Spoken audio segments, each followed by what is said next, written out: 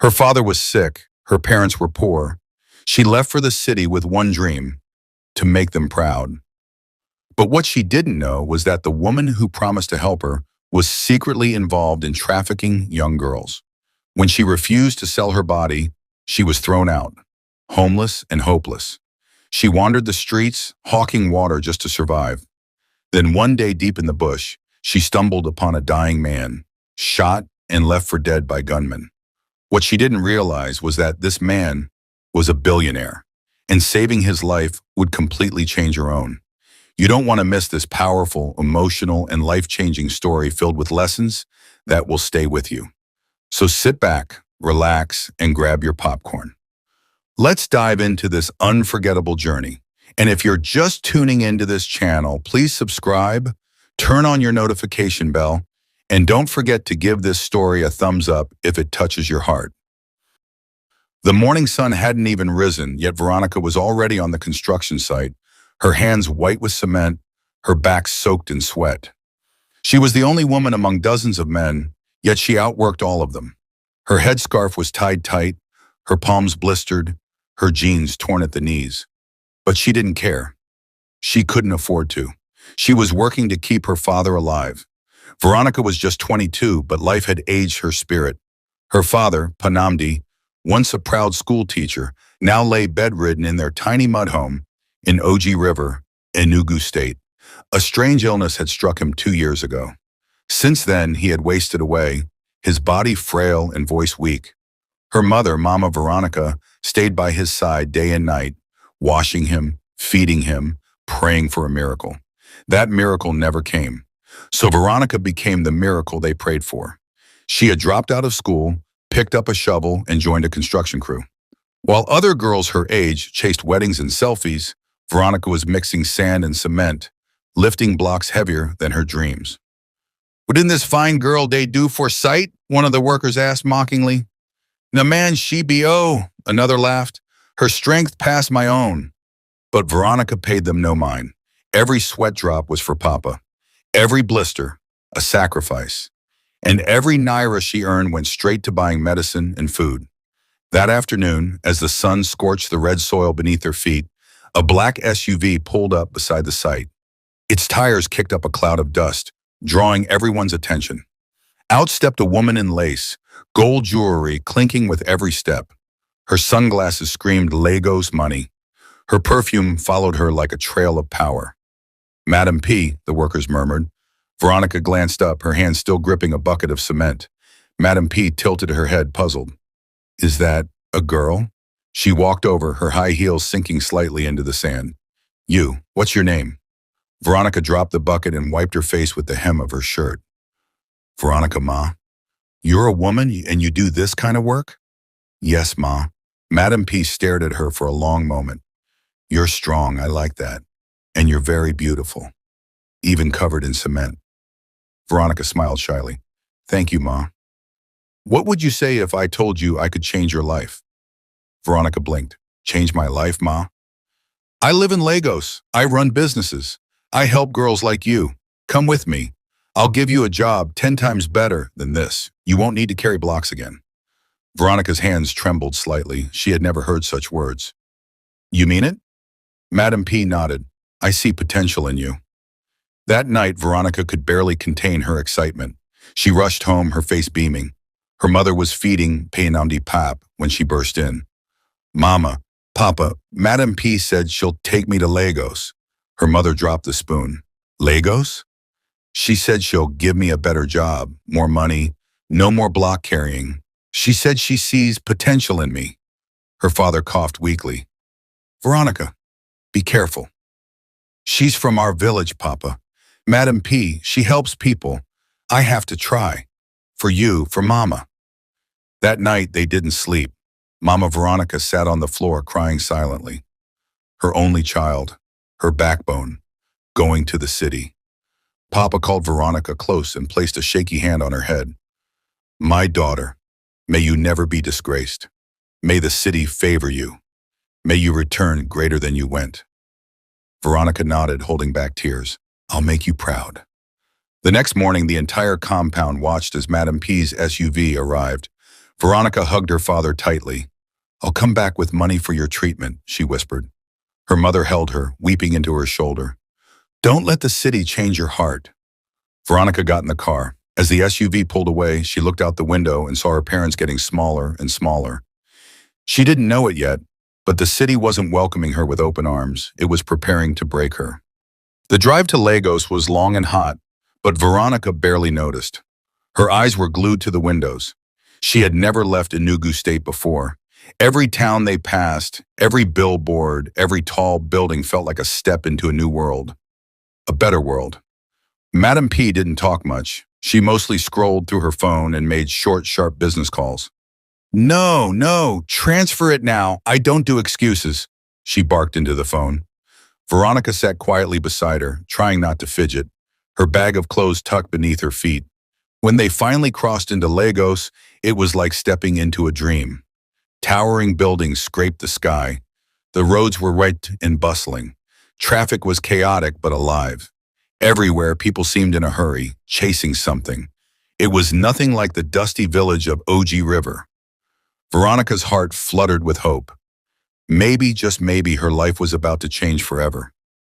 Madam P's car turned into a gated estate in Lekki. It was more beautiful than anything Veronica had ever seen. High walls, electric gates, sparkling pavements, and trimmed lawns. They pulled into a driveway and stopped in front of a large duplex painted ivory white with flower beds that looked like they belonged in a movie. Madam P's driver opened the door and Veronica stepped out, clutching her small bag. "Welcome to your new life," Madam P said, smiling. Inside the house, it was like entering a palace. Marble tiles, huge chandeliers, sofas so soft they swallowed you when you sat. Veronica stood still, her eyes wide, afraid to even touch anything. "You'll be staying here with me for now," Madam P said, handing her a towel. "Go freshen up. There's food in the fridge." Veronica couldn't believe her ears. She showered in a bathroom with hot water. She ate rice with chicken, not the bony village kind, but fat, juicy chicken legs. That night, she slept on a real mattress with clean sheets. No mosquitoes, no bucket of water by the bed. She cried silently, not tears of sadness, but tears of hope. The next day, she woke early, dressed neatly, and waited for Madam P, but no mention of work came. Instead, Madam P told her to relax. "Enjoy yourself. You've been working too hard all your life. Let Lagos pamper you a little." Veronica nodded, unsure but grateful. One day passed, then two, then four, a week.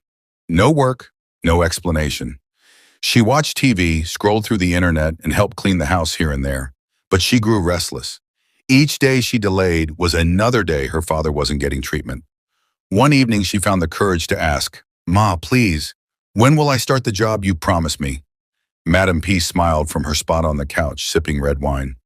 "Tonight," Veronica blinked. "Tonight? Yes, your first assignment will come this evening.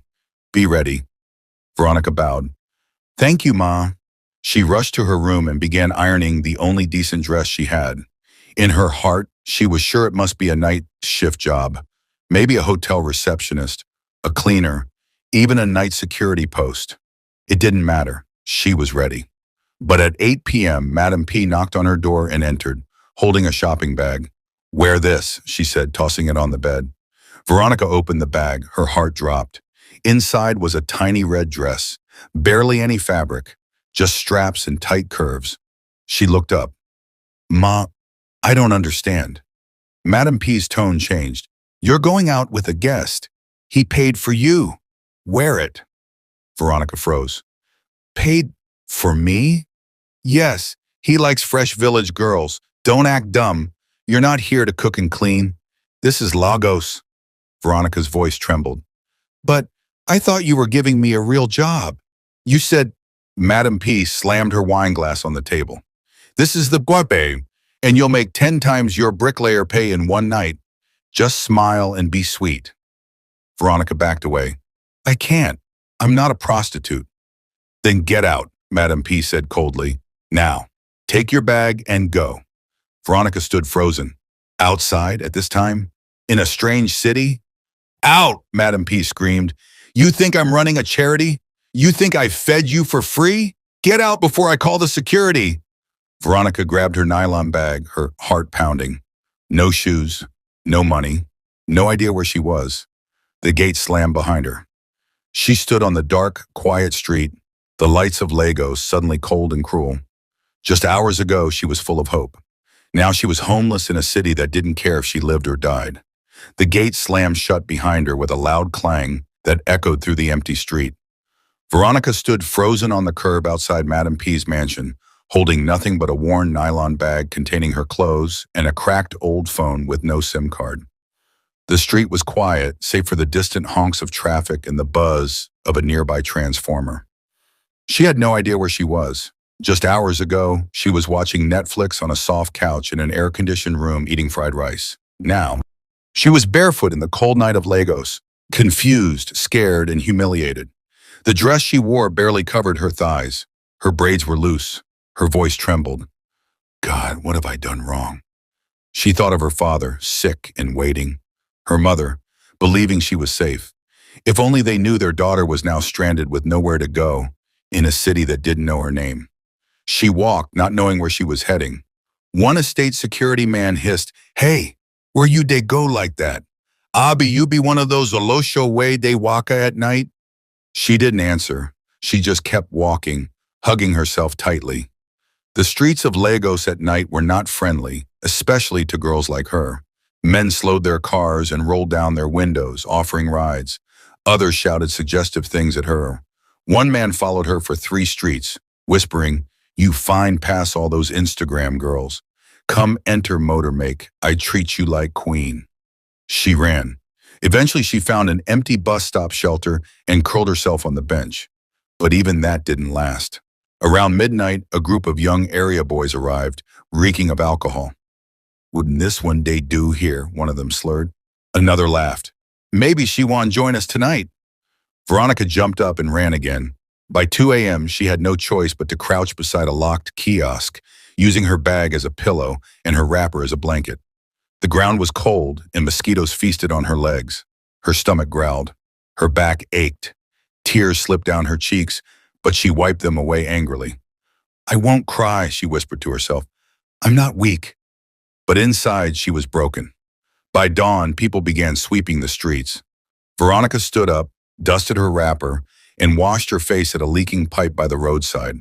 A woman selling akara nearby stared at her suspiciously but said nothing. She had no money. She remembered Madame P's final words, "Get out before I call security." That woman had lured her from the village with promises of a better life, only to try to sell her to a man like a piece of meat. The thought made Veronica tremble with rage. She decided one thing that morning. She would rather starve than sell her body. She began knocking on doors. From one shop to another, she pleaded, "Please, Ma, I'm looking for a cleaning job. Anything. I can wash, I can sweep." Most ignored her. Some men told her to come back. "But make sure you wear a short skirt next time," one added with a wink. Another man, a boutique owner, seemed nice at first. He told her to wait inside, then slowly locked the door and leaned in close. "I can give you 20,000 today. Just spend one night with me." Veronica bolted out of the store before he finished the sentence. By evening, her legs were swollen from walking all day. Her throat burned. Her stomach was empty. She sat under a bridge surrounded by street boys and beggars. Some of them smoked. One girl was breastfeeding a baby. Another was laughing madly to herself. Veronica curled up in a corner, using her wrapper as cover, ignoring the rats that scurried nearby. She whispered to herself through clenched teeth, "I won't die here. I will survive this. I will make Papa proud. I will." That night, despite the fear, the stench, and the loneliness, Veronica made a vow. No matter how long it took, she would rise. But never, never would she sell herself to do it. By the 4th morning of sleeping under the bridge, Veronica stopped hoping that someone would rescue her. Hope, she realized, was a luxury, and she couldn't afford luxuries anymore. Her body had grown leaner. Her cheeks no longer held the softness they once did. Her once glowing dark skin now looked dusty and dry from days under the sun and nights exposed to the wind. But her spirit? Unbroken. That morning, she joined a group of street hawkers gathering near a kiosk close to Ohota. They carried buckets filled with chilled sachet water, known as pure water. Veronica watched them, girls her age, some even younger, balancing basins on their heads, weaving through Lagos traffic, screaming, "Water for 50 naira! Buy your cold water!" A girl named Chinwe, with quick eyes and a sharp tongue, noticed Veronica standing nearby. "You dey look? You want sell or you want beg?" Chinwe asked. "I want to sell," Veronica replied softly. Chinwe eyed her up and down. "You get money to buy water?" Veronica shook her head. Chinwe hissed, "Then go find another way to survive." But an old woman selling roasted plantain nearby intervened. "Give her a bucket. Let her try. If she no return your money, curse her." Chinwe reluctantly gave Veronica a small bowl filled with cold sachets. "If you sell finish, bring 800 naira. The rest is yours. You spoil my water, you go see madness." Veronica nodded, lifting the bowl onto her head. The first time she stepped into traffic, her hands trembled. Cars honked. Bus drivers shouted. Conductors cursed. He laughed and walked away, but not before muttering, "Pride go kill you." But Veronica wasn't proud. She was desperate. Desperate to keep what little she had left, her dignity. Some nights, the police would come and chase them away, shouting, "Clear this place! You want to turn bridge to bedroom?" She'd run with her wrapper and bucket, hiding behind kiosks. Other nights, rain would pour suddenly, soaking everything. She'd curl under an abandoned table, hugging her legs for warmth, whispering prayers into the wind. Still, she sold water by day, and she refused to sell herself by night. Some of the other girls mocked her. "You dey form saint. Who sainthood ep for Lagos?" She didn't respond, but deep down, she clung to her vow like oxygen. One night after a long day of sales, Veronica sat under the bridge, staring at the sky. The stars blinked faintly through the city smog. She whispered into the air, "God, I know you see me. Don't forget me. Please, don't let this be my end." She didn't know it yet, but the very next day, while trying to relieve herself in the bushes behind the highway, her prayer would be answered in the most unexpected way. It was a hot, dusty afternoon. Lagos traffic had backed up for miles, and the sun sat heavily in the sky, burning every inch of exposed skin. Veronica was weaving through the parked cars on the expressway, shouting, "Pure water! Cold water! 50 naira!" Her bucket was half empty, her throat dry, her shoulders sore. She hadn't eaten all day. As the traffic finally began to move, a sudden pressure in her stomach made her stop. She needed to use the toilet, urgently, but there were no public restrooms anywhere nearby. And even if there were, she had no money to pay. She looked around nervously, then remembered the bushy patch of land behind the highway, a forgotten piece of green overgrown with weeds and litter. Clutching her bucket tight, she walked quickly toward it. As she stepped into the shade of the trees, she crouched behind a thick bush and tried to relieve herself quickly. The smell of wet soil and decaying garbage filled the air. But just as she finished and was adjusting her wrapper, she heard it. A voice. Faint, broken, distant. "Help! Please, somebody! Help me!" Veronica froze. She turned her head slowly, heart pounding.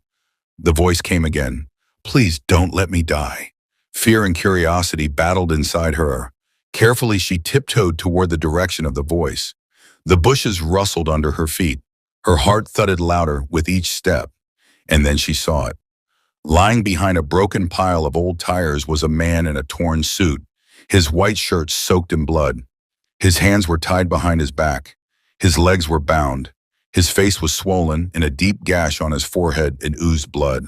His lips trembled. His chest rose and fell slowly, struggling. Veronica gasped. She dropped her bucket and ran to him. The man opened his eyes weakly. When he saw her face, he whispered, "Please don't let me die." Then he lost consciousness. Veronica stood there, frozen, her mind spinning. What was this? Who was he? Was this a setup? A trap?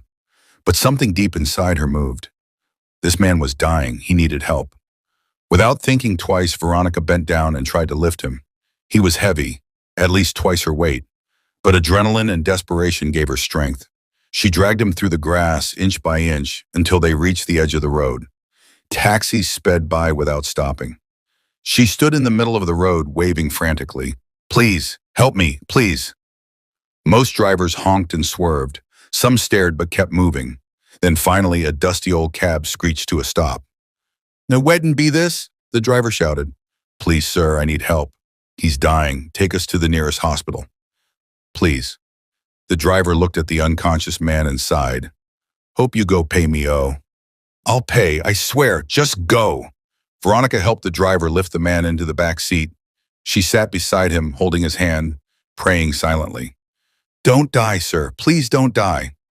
At the hospital gate, the taxi man demanded 1,500 naira. Veronica opened her bag. She only had 1,100 naira. Her entire day's earnings. "Please, sir, this is all I have." The driver eyed her, then hissed and drove off. Inside the emergency ward, the nurses barely looked up. "Is he your relative?" one asked. "No, but he's dumb." "Where is his deposit?" "I don't have any money left, but he needs help, please." The nurse shook her head. "No deposit, no treatment." Veronica's voice cracked. "Please, please don't let him die. He was left to die in the bush. He has nobody." She dropped to her knees. After minutes of pleading, the doctor finally appeared. He checked the man's pulse and shouted, "We need to stabilize him now." "But, sir," the nurse said, "we need blood. His type is O+, and our bank is empty." "I'll give him mine," Veronica said without thinking. They stared at her. "You sure?" "Yes, take it." Within minutes, the needle was in her arm. Blood drained from her already weak body into a bag. She was dizzy, lightheaded, but she didn't care. This man, this stranger, needed to live. "God," she whispered, "if this is my purpose, I accept it." An hour later, as she sat on a bench in the hallway, her vision blurred. Her head tilted, and she collapsed. Her body hit the floor with a soft thud. The nurse rushed over. "The girl who brought him in just fainted." "Give her glucose. She hasn't eaten in days," the doctor shouted. And inside the ER, the man began to stir. Veronica's body collapsed like a fallen tree. One moment she was sitting weakly on a bench outside the emergency ward, watching the world blur into spinning lights and white walls. The next, her vision turned black. "Madam, madam, nurse!" a passerby shouted as her limp form hit the cold hospital floor. A nurse dashed over, kneeling beside her. "She's burning up. No blood pressure. Pulse is weak." "She donated blood just now," a doctor shouted from the ER. "Give her IV immediately."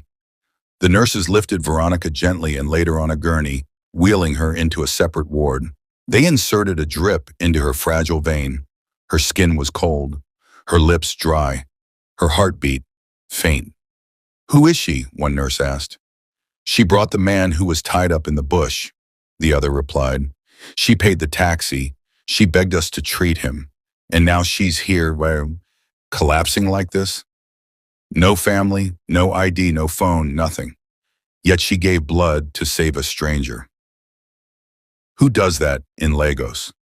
Meanwhile, in the emergency theater, the man she had rescued, the one she had dragged through the bush, paid for with her last 100 naira, and given her blood to, finally opened his eyes. The ECG beeped steadily. His eyes blinked slowly, adjusting to the harsh lights above. His throat felt like sandpaper. He tried to speak, but it came out a rasp. "What?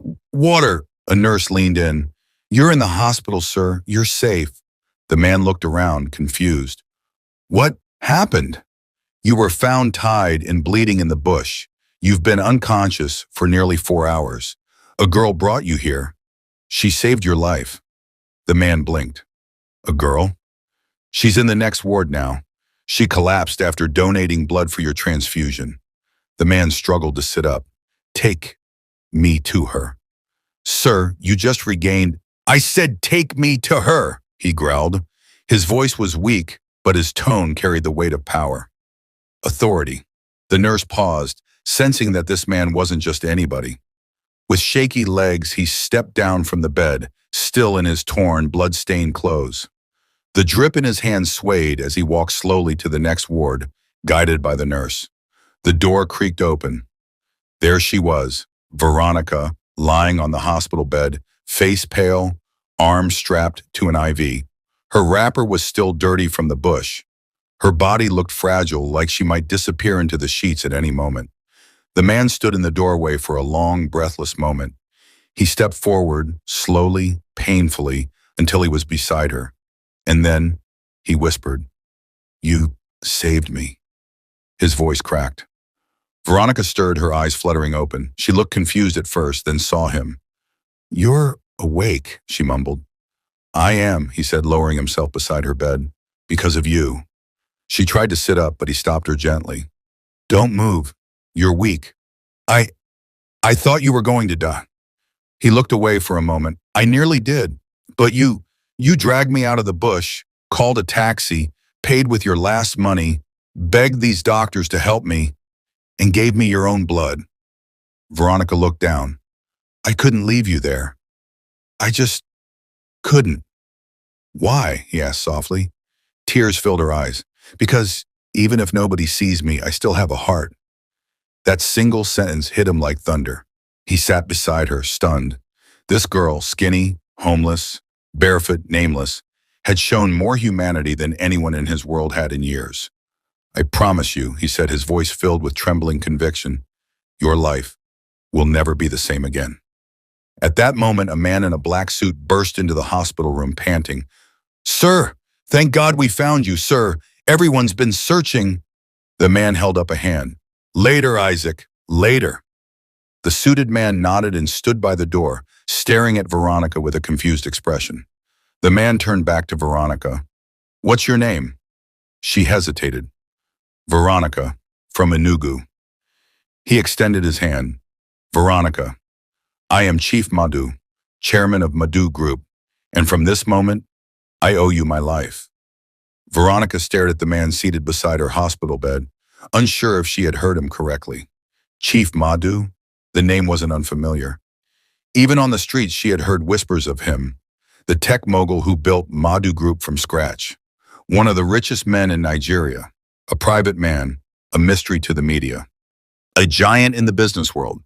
And now that man was seated beside her, wearing torn clothes, wounds still fresh, his eyes filled with something she didn't expect from a billionaire: gratitude. "You don't know what you've done for me," he said, his voice husky but steady. Veronica looked down at her fingers, her voice barely above a whisper. "I only did what I hoped someone would do for my father, if he was ever in that condition." Chief Madu nodded slowly. He turned to his assistant, Isaac, still standing at the doorway. "Settle the bills. Everything." "Yes, sir." Isaac rushed out. The nurses had already begun whispering behind the curtains. "That's Chief Madu? The real one? She saved him? That girl?" "Omo, God de pick calzo." Chief Madu looked at her again. "You still look weak. You need food. Real food." Veronica smiled faintly. "I'll be fine." "No, you won't just be fine, Veronica. You gave me your blood. The least I can give you is a new life." She blinked, stunned by the weight of his words. Was this still real, or a strange, beautiful dream crafted by hunger and exhaustion? By evening, Isaac returned with a nurse pushing a tray, fresh fruit juice, jollof rice, fried plantain, grilled fish, and warm water. Veronica stared at it like she was staring at gold.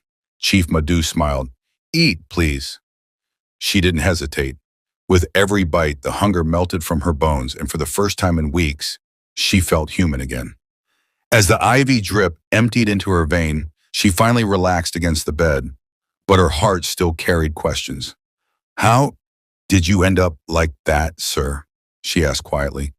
Chief Madu took a deep breath. "I was kidnapped." Veronica gasped. He continued. "It was a planned operation. My car was intercepted. My driver, gone. I was blindfolded and taken to an unknown location.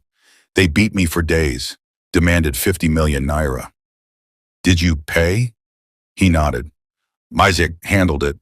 They got the money, but after receiving it, they decided to kill me anyway. Said I was a risk. They drugged me, tied me, and dumped me in the bush to die." Veronica's eyes widened. "They left you like that?" "They thought I wouldn't survive. And honestly, I didn't think I would either until you showed up." She was quiet for a long moment, then said, "You were meant to live, sir. God still has work for you to do." He looked at her carefully. "And maybe you are part of that work." She shifted in her bed, unsure how to respond. Moments later, a team of private security men arrived. Chief Madhu stepped outside to speak with them. Isaac stayed with Veronica. The young man looked at her curiously. Do you know who you really saved? Veronica smiled weakly. I'm beginning to understand. Isaac lowered his voice. Chief Madhu is not just rich. He's powerful, connected. People die to get close to him. And you dragged him out of a bush with your bare hands. Veronica looked away. I didn't do it for money. I did it because it was right. Isaac nodded slowly, and that's why it matters. Soon Chief Madhu returned, now changed into clean clothes brought by his team. Still simple, but sharp. He looked like the man from the headlines again. He turned to Veronica. Get ready. Tomorrow we leave the hospital. You're coming with me. Veronica's eyes widened. Sir, I don't even know what to... Shh. He held up a hand. Just say yes. She looked at him, speechless, tears welling in her eyes. Yes, she whispered. That night, as she lay in the hospital bed, she couldn't sleep. Not because she was scared, but because, for the first time in a long time, she was no longer afraid of tomorrow. The next morning, Veronica was discharged. She wore a simple floral gown Isaac had bought from a boutique the night before, along with brand new slippers. Her hair, still rough and uncombed, was tied into a bun. She looked like a girl still catching up with herself, but there was now a new light in her eyes, a quiet flame of hope. Chief Madhu was waiting at the hospital entrance with his personal security team and a sleek black Range Rover. When Veronica stepped out, he opened the car door himself. Let's go home, he said. Home? She didn't understand what he meant until they arrived. The car pulled up to a sprawling white mansion in Ikoyi, surrounded by high marble walls, security cameras, and a polished iron gate that opened automatically. A lush garden spread out like a royal court, with trimmed hedges and golden fountains. Veronica sat frozen as she stepped out of the car, clutching her small nylon bag that still held her only 2 old wrappers. She couldn't believe her eyes. The house looked like a palace. A maid dressed in uniform opened the glass door and bowed slightly. Welcome, sir. Welcome, madam. Madam, Veronica's heart skipped. Inside, it was even more surreal. Crystal chandeliers hung from the ceiling. The floors were imported Italian tiles that reflected her bare feet. Paintings lined the walls, and soft music played in the background. This is your house? She asked in disbelief. Yes, Chief Madhu said with a small smile. And it's your home now, too. Veronica turned sharply. No, sir, I can't live here. I'm not... You saved my life. That is not a debt I can repay with mere words.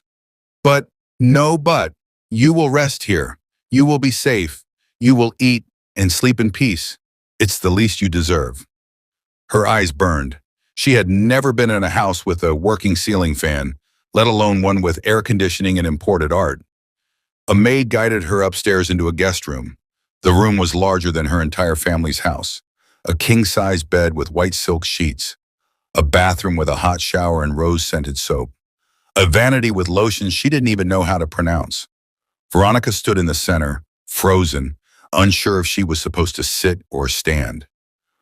Ma, the maid said gently, you can bathe. I'll bring food. She nodded. Inside the bathroom, she stared at her reflection. Her face looked thin, her eyes tired, but she smiled. For the first time in forever, she smiled.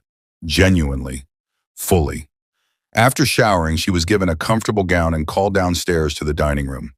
3-course meal, chicken and creamy sauce, basmati rice, fresh orange juice, clean utensils. Veronica ate slowly, unsure which fork to use, but no one laughed. No one judged. Later that afternoon, Chief Madhu invited her to the garden. The air was peaceful. Birds chirped from fruit trees. A marble table sat in the center with 2 chairs. Veronica took her seat carefully.